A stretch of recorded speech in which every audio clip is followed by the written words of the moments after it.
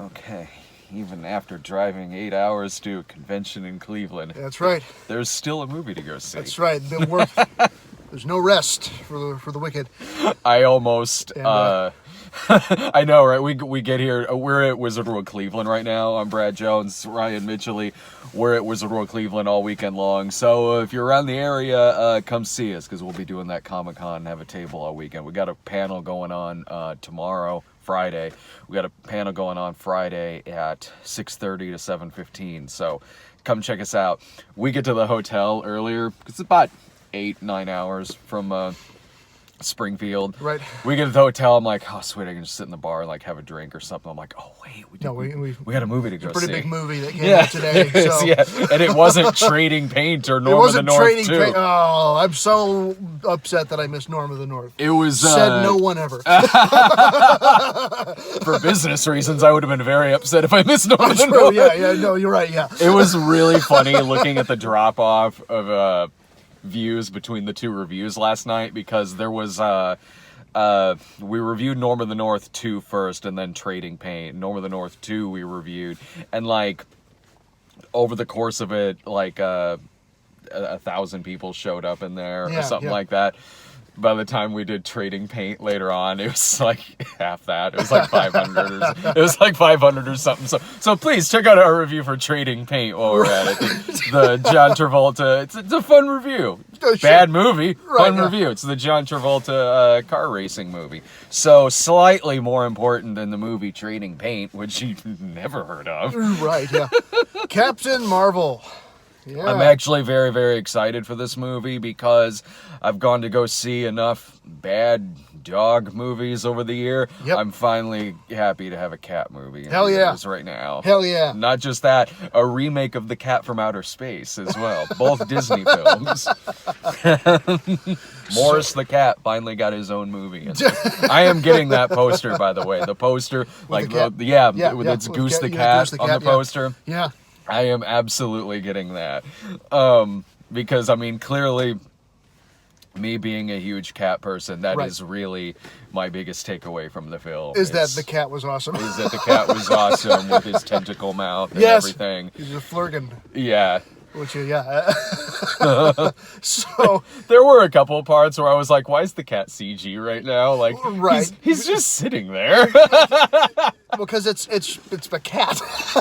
Like, they need it to look a certain way and do a certain lick its hand at the exact right moment. So then it's CG. I've seen that darn cat. They can do it. I was like, the cat must have been like really a diva on set that day. Like they couldn't get the cat to like sit there and have Samuel Jackson pick him up. So I'll say this: way better convincing CG cat than in 9 Lives. Yeah. And again, I understood why in that movie, a couple of scenes, it was a special effect because there are parts where the cat is doing pull-ups. I hope that this is in the same universe as 9 Lives. As is this film. Oh God. And this movie, Captain Marvel I was trying to pinpoint exactly when it was time in the 90s, obviously, but I'm like looking like, okay, well, there's a standee of True Lies. Yeah. There's a poster of Babe. I was looking at some movies on the shelves, other things that was going on. I was kind of pinning it at like maybe like 95, 96.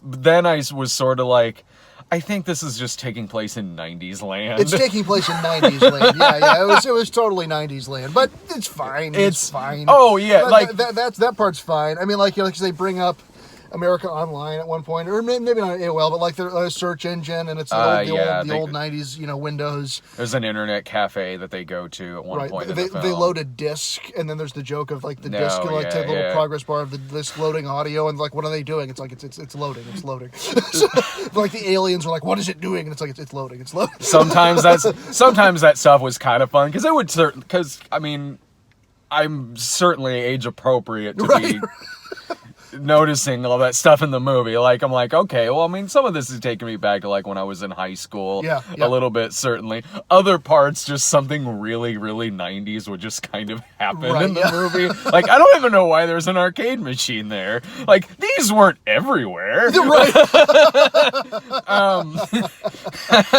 Even that, I started getting a kick out of it after a while, but because, like, it wasn't... Things like really, really 90s would happen really quickly in this movie when she crashes into the Blockbuster video. And after that, there's quite a few, like, remember this? Things that they throw at you. Then it kind of dies it down a little bit. Yeah, it's not like a non-stop, like, you know, remember Pogs? Captain Marvel plays Pogs. It didn't do anything like that, thank God. So. No.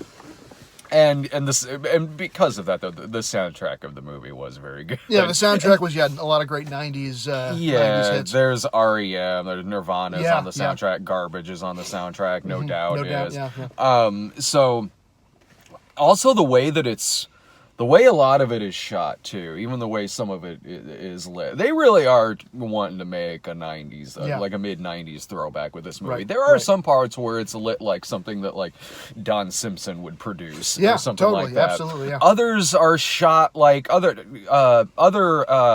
like... scenes where she's on the motorcycle and things like that. Like, there's little conversations and pieces out in the desert that look like it would be something that would have been released by Miramax in the mid to late 90s. No, I was enjoying that about the movie, and it also was a very, very funny film. Yeah, it was. It was really funny.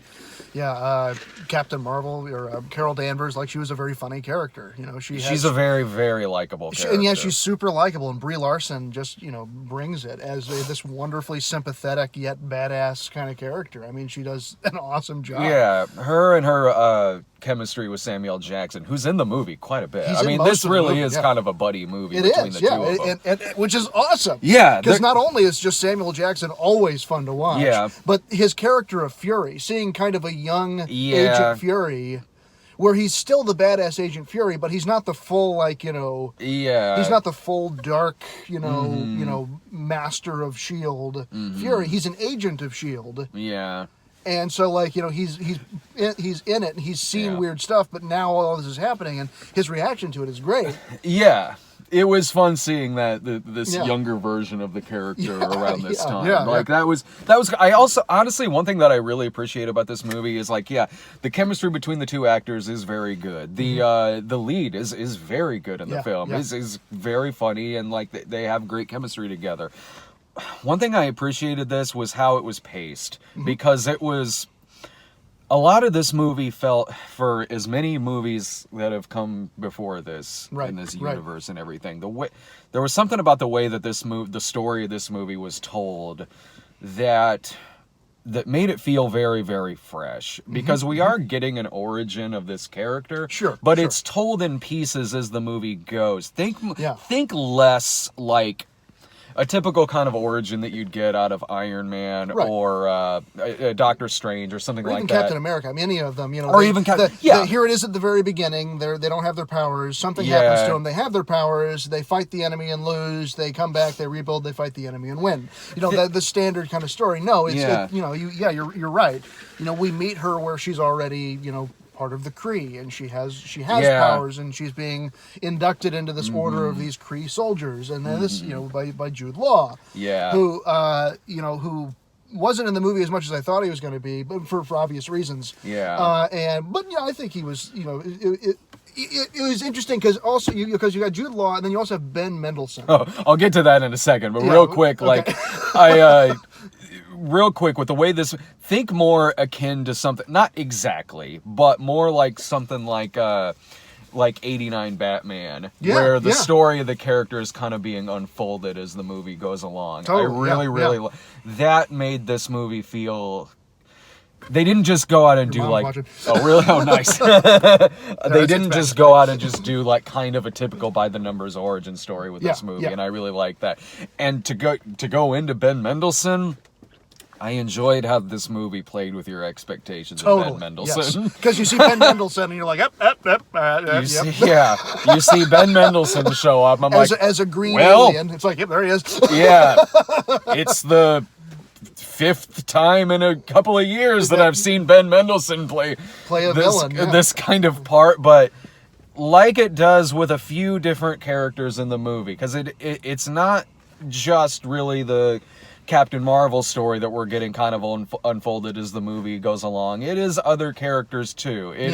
The movie starts out really kind of showing us this situation out of context. Right. And asking us to kind of go along with like, well, these are the good guys, these are the villains. This is the Kree. They are the good guys, and they're the terrorist Skrulls. Yeah. And your job is to go kill the terrorist Skrulls. And it works because the Skrulls can turn into any goddamn thing. They're ugly-looking alien things that can morph into anybody that they want to trick you, you know, and they're, you know, pretty effective at it. They're scary and that sort of thing. So yeah, they really work as a villain, or to seemingly as a villain. Yeah, and so the audience, much also like the main character in the movie, is having just different things kind of unfolded throughout the film. And I've seen Ben Mendelsohn he's a very, very, very good actor. Yes. But the last few things I've seen him in, it's him typecast in the same kind of villain. Right, because what was the... Because, I mean... Robin Hood. Robin Hood, yeah. In Robin Hood, he was playing Director Krennic only in... I guess medieval times. That movie. Well, that fucking movie. And same with Ready Player One. He's the bad guy in that movie too. He's the same type of bad guy in that. And it's not that he does it bad. Like I mean, you buy him as a villain. He's it's great just at it, but I feel like he should be able to do more than just that. He really has a lot of fun in this movie. I really enjoyed seeing him in this film. Yeah, he was. Yeah. No, he was really, he finally got to cut loose a little bit, to be perfectly honest. I know, yeah, he got to have fun and do some really fun things, which was great. Yeah. You know, when you kind of broke down the wall of like, you know, oh, well, now he's not the character you thought he was going to be. And and like the other characters start kind of making fun of him a little bit. No, like, yeah, you know, totally. asking him like, well, what can you change into? Asking him to turn into like I'll pay you $50 to turn into a Venus flytrap. And says, you know, like, and he says like, you know, can you turn into a file cabinet? He just goes, why would I? Yeah. It was fun. It's fun. And the movie also has a tremendous amount of heart to it as well. Yes. There are a lot of really good scenes with Ben Mendelsohn and his family, and also Brie Larson and her friends and the young girl who looks up to her like absolutely. And just her story. Yeah. And her story of, you know, being this tough character who has been told her whole life, you know, you're not strong enough, you're not good enough. You're too emotional. You know, all these things holding her back. Yeah. And then when, you know, paralleling to when she's with the Kree, they're telling her the same thing. Yeah. You know, you're too emotional. You're not strong enough. You know, you can't control it. And like all these things building together, and they build it with that montage of her standing up. It's in the trailers, but like it builds so well in the movie, as well as this moment where she finally tensed up and says, "No, you know, I don't need your." She even says it. Yeah. I don't need your approval, you know, or like I don't need your training or your help or whatever. Exactly. And then, you know, she becomes the most powerful hero in the Marvel universe. And I mean, that's Captain Marvel, but you see it, and it's really done really well in this movie. And yeah, it's just fun. It's a very engaging film. Honestly, as far as these movies go, I might have had the most fun at this since I had it. Guardians of the Galaxy, maybe, because I really, really enjoyed the hell out of this movie. I'm very tired right now, but I honestly did really love this movie. Yeah, like I did. Like too. The Stan Lee cameo in the movie where he seems to be playing himself, reading the script for Mallrats. Yeah, it's another thing where I was like, okay, it's 95, right? Like, I mean, trying to pin this down right here. But there's the Stan Lee cameo. Yeah. And like the Marvel Studios logo. Oh yeah, the logo at the beginning was all It was all Stan Lee's, and then it said "Thank you, Stan" at the end. It's like, okay, you're gonna make me cry before the movie even starts. Oh right, yeah. Damn it, Marvel. So no, I really recommend this movie. I mean, totally, I'm tired. I'm not gonna lie, I'm tired. And we were in the front row for this movie. We were in the very front row. We were completely reclined. Oh, thank God! Like, because we got here, and I didn't know if we were gonna get here by 7, and we got here a little past 7. So we're like, okay, they're showing screenings of this like every half hour. Right. So we found the next screening, and I was like, all right, pulled it up on the phone. I'm like, oh, the only row that's open is the front row, because of course it is. Yeah, right. Like, all right, let's do this. We're stuck in the front row. Thank God it was reclining seats, so we were reclined all the way back, looking up at this giant screen. Right. And we're like, this movie better be good, because we're really tired and right we're just now. we could and we're asleep. like laying down watching this film and staring up. Last time that happened was when we were doing the movie, and Goodwin and I went to go see Widows, and we were tired because it was like one of the last days of the movie shoot. Yeah. We were tired. It was a long day. We're like, oh, we gotta go see Widows. And we're sitting there, same. It was like reclining seats. We're like, this movie better be really good because we're exhausted. It turned out that movie did turn out to be really freaking good. Yeah. Same thing here. I mean, this movie was great. This was a hell of a lot of fun. I had a blast watching this film. Well, and I think what's great about it is that after Infinity War, Fury hits the pager and you see the Captain Marvel symbol. Oh yeah. So it's like, well, who's Captain Marvel? Mm-hmm. And this movie, you in it, and you're like, Captain Marvel is the most powerful hero in the Marvel universe, and they're gonna get her back. So like shit's gonna go down in Endgame because Marvel's coming back. Well, I was hoping Steel would show up. So it's great. I mean, it's really, really cool, and So what it means is she'll be able to jump right into Endgame. Yeah. Now, effectively, and there's no explanation needed. Well, she comes right in. She's fucking awesome. No, and no. Plus, we all have to wait like a month for the next movie. And that's true. Yeah, that's true. There's not a whole lot of waiting. Yeah. Maybe, man. I hope we're not at a con that weekend because that movie's gonna be 3 hours long. That movie is gonna be. We're gonna be really tired. It's gonna be really good. Be like, it's been on for like 2.5 hours. I'm still really tired. Yeah. Oh my god. Oh. This movie was only 2 hours, so it's like 2 hours and 3 minutes. Yeah. I never felt like long. It never felt long. It felt again the pacing of it felt really nice. Mm-hmm. It was well put together. She's a really good character. I really like Captain Marvel, and it's funny. I think we were talking about this before. It's like I'm so glad that Captain Marvel has come off to be such a fun, cool character. Yeah. Because in the comic books, she takes over as the leader of the Avengers. Sure. Yeah. And so we don't know what's going to happen with Endgame. Yeah. I mean they don't always follow the comic books 100%. No. But I mean, just the writing on the wall with Chris Evans, not signed on to do any more movies. It's very likely that Captain America won't make it past the end of the movie. So you have the possibility of the Avengers, or what's left of the Avengers, being led by Captain Marvel. No, I hope it's led by the cat. The cat. That's exactly what I want. Like, well, it was heavy contract negotiations, and they're like, "We'll replace you with a cat." He's like hell you will. Like, oh, try it. Just watch. And we did. But yeah, Goose. Yeah, because it's the Flurgle. I think that's what it is. Yeah. And it's got. Because it's supposed to, like, the creature, if I remember from just what I know of the comic, like, it has millions of multi-pocket universes within sight. That's why it can swallow stuff and, like, it can disappear. Yeah. That's kind of like my cat Chloe. Exactly, yeah. There's some kind of science fiction there, because she eats way more than Lloyd, but Lloyd's 20 times bigger than she is. Pocket universe, she's probably just like Goose. She's a Flurgle or whatever. There was the one time I stopped her from spitting up stuff on Laura's face in the middle of the night. So we know who the real hero is. Yeah. Oh well, there was a bad angel who was trying to make me not the hero in that situation. Like, well, this would be hilarious. No! Don't do it! The cat's gonna vomit out. You need to move her. Well, alright. I guess you're right. I'll probably pay for this if I listen to him. Right. I don't know what else is out this weekend. It might just be this film. As far as they were concerned in the movie theater, this is the only thing that was out. Every movie theater was just showing Oh no, there was one in there still showing Medea. Yeah, but when we funeral. left, they changed the marquee on the front and so it's now showing Captain Marvel. So they showed no, that's where you're wrong. It said Captain Marv. It did say Captain Marv. So.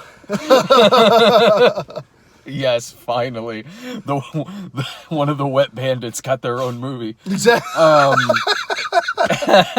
I'm so tired. I don't even know what comes out next week. But if there's any, Wonder Park maybe. Is that next week? I think so. I don't know. Oh man, wow. That's gonna knock this one out of the top 10. Sure, you know it. No. Oh, I mean, snarky. That movie looks fine. Yeah, looks fine. Yeah, looks fine. But I mean, yeah, this was fun. So much angry internet hate about this movie, and it's great. It's fun.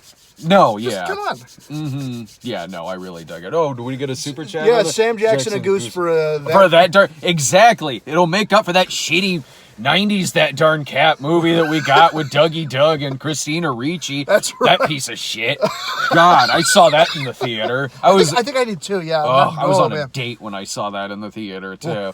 And because I love the original is one of my favorite comedies. And then they remade that movie in the 90s and it was awful. It was God. Terrible movie. They didn't even have the cat trained in the That Darn Cat remake, so Christina Ricci was just carrying the cat everywhere. Right. Didn't even get a Siamese either. Lloyd and Samuel Jackson. That's right, yeah.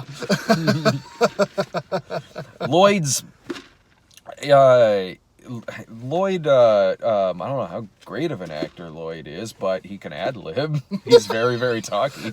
Sure, right, yeah. Exactly. So, all right, everyone. All right, Thanks a bunch for watching. Yes. I'm ready to crash. No, yeah. So yeah, when we wake up, we'll be going to Wizard World, Cleveland.